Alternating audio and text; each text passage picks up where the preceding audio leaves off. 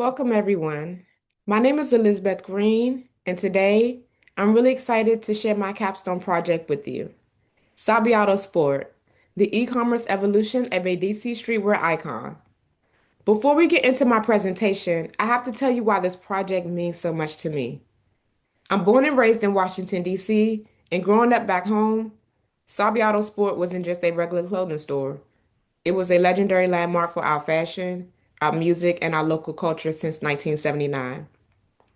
If you wanted a fresh look in the city, you knew to go to Sabiato. This project allows me to take a piece of my hometown culture and look at it through a new lens.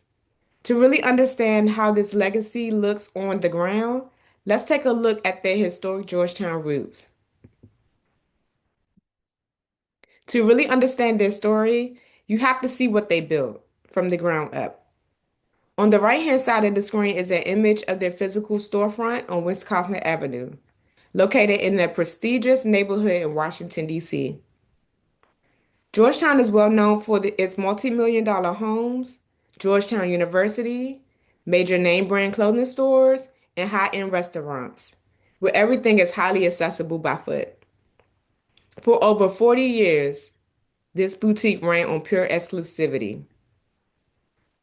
They offered high-end customer service, generated single storefront demand, and cultivated a deeply loyal community that treated shopping there like an interactive experience. But as shopping habits across DC started to shift in 2020 due to the pandemic era, they couldn't just rely on regular foot traffic anymore.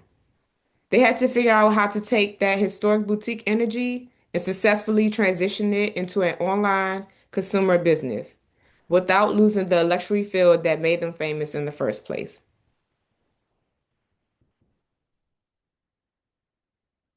And that brings us straight to the central question behind my entire project. How did a small independent shop like Sabiato Sport survive the massive economic shifts in Georgetown that forced major corporate retail brands to close down completely? We all saw how heavily businesses suffered and declined starting in 2020. To figure out how this single company managed to survive, I didn't want to just speculate. I wanted to anchor my research directly into the data.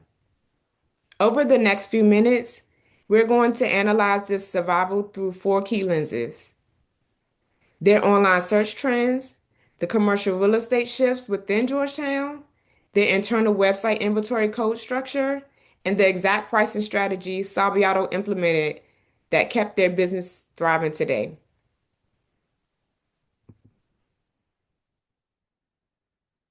Let's start by looking at the big picture with some historical data. This line chart tracks Sabiato Sports Google Trends online search volume history from 2004 all the way to 2026. For an e-commerce business, online search interest is a direct measure of brand discovery and digital consumer intent. If you look at the curve, the digital search volume had great momentum through the late 2000s, peaking as local consumers actively hunted for their exclusive streetwear. However, looking at the right-hand side of the timeline heading into 2020, their public search volume hits a severe downward trend. This drop clearly indicates that Sabiato's traditional organic search presence was hitting a strong decline online. But this data only tells part of the story. To see what was causing the shift, we have to look at what was happening physically on the grounds in Georgetown.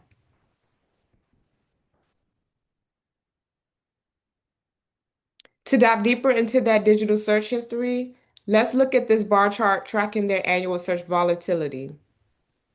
If you follow the color bars, you can see their absolute peak years for online querying intent.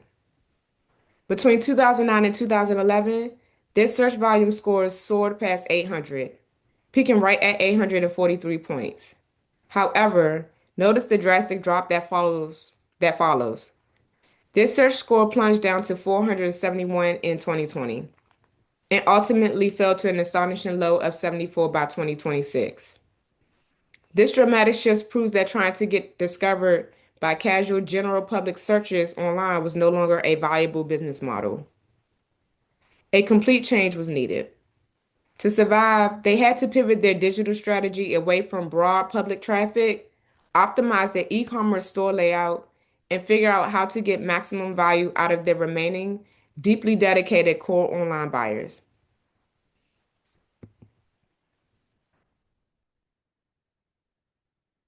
To understand why those online search numbers dropped, we have to we have to look at where Sabiato physically operated. The historical commercial corridor of Georgetown. This map shows the layout of the district, centering right on M Street and Wisconsin Avenue. While Sabiato's public search interest was dropping online, the physical neighborhood around them was turning into a major financial trap. For a local boutique, being located on Wisconsin Avenue is traditionally a retail company's biggest asset, thanks to continuous foot traffic all day long. But when financial burdens hit this area, the local real estate market turns hostile. Let's look at exactly what happened in this neighborhood that forced so many businesses, including Sabiato, to either make a major real estate move or close their doors permanently. This slide pairs my close-up street mapping with the official commercial reports from the Georgetown Business Improvement District. Taking a look at the shocking data points on the right, during this period, storefront vacancy in the district skyrocketed from a stable 5% baseline all the way up to an astounding 14.8%.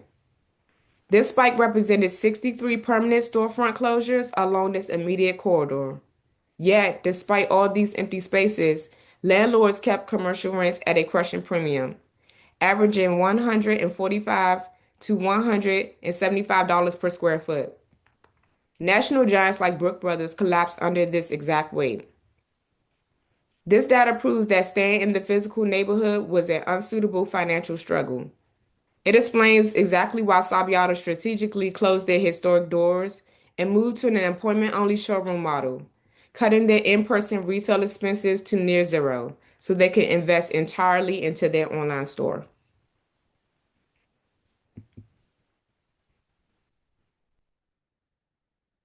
Dealing with the struggles of high-priced rent in the area, Sabiato chose a different route. They shifted the majority of their business online, moving away from their previous strategy of selling in person. Looking at this multi-layered chart, right in the middle is their total online revenue, which brought in over $47,000. But the real highlight of this structure is the specific inventory mix shown inside this wheel. Instead of spreading their money thin across random clothes and third-party designer items, which they did until late 2025, they focused highly on their catalog. And taking a look at the golden orange segment on the inner ring, that represents a huge expansion into a children's collection, locking in 211 active kid styles. They realized their biggest asset was their loyal adult buyer base. And by mirroring their main clothing line into kids tiers, they set themselves up to turn a single adult purchase into a high value, multi-generational family order online. This brings us to the operational framework that made that entire digital shift possible. To survive the retail crisis that forced surrounding shops to close, Sabiato relies on this three-step strategy to structure their online catalog. First, they balance their product prices. As we saw in the inventory wheel, they maintain a catalog mix that hits different consumer brackets. Secondly, they protect their unique brand identity by keeping the authentic local DC names in the digital product catalog, ensuring that they don't lose that hard-earned brand loyalty. And finally, they completely adapt by closing the physical storefront to become a 100% online business, cutting out the high rent costs that were holding them back. To see exactly how this local identity translates into their digital catalog in practice, let's look at the product naming language on the next slide. This data table gives us a clear visual representation of their exact product strategy. If you look at the inventory rows inside their website database, you can see a deliberate cross-selling design. noticing the line-for-line matching items between the kids list on the left and the adult sport tops list on the right. They intentionally coded their classic adult lines directly into miniature kids sets using parallel names. Adult lines like Bay Bridge, Camping, and Reflection match perfectly with kids items like K Bay Bridge, K Camping, and K Reflection. This means when a parent visits the site, the database naturally cross-sells the matching outfits. This effortlessly turns a single order into a full family package, multiplying their revenue right at the same time. The national Right at the same time, national name brand stores in Georgetown's market were struggling to survive. This final pricing dashboard shows the financial structure that funds their entire survival. The top panel isolates their average retail prices, while the bottom panel tracks their stock brackets. Looking at this chart, it shows how beautifully these tiers balance out. The kids lines drops down to an accessible, lower entry barrier average price of $46.58. And as you can see, marked by that orange circle right there in the middle. Meanwhile, their adult lines hold strong at a premium, highly profitable average tier of $79.05. They use the affordable kids items to clear high inventory volumes while holding pricing on adult gear to protect their profit margins. Because they don't have to pay a single dollar towards keeping a physical store open, this balanced cash flow is exactly what keeps their business thriving. In conclusion, Sabiato Sport didn't survive the Georgetown retail collapse by luck. They survived by adapting. When online search trends showed a decline, they took swift action. They closed their physical storefront to escape the high rent, shifted to an appointment-only showroom model, restructured their digital catalog with a children's line to cross-sell to families, and balanced their pricing tiers to protect their profit margins.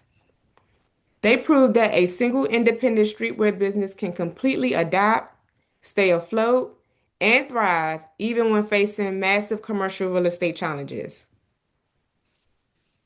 Thank you all so much for your time today and for listening to my presentation.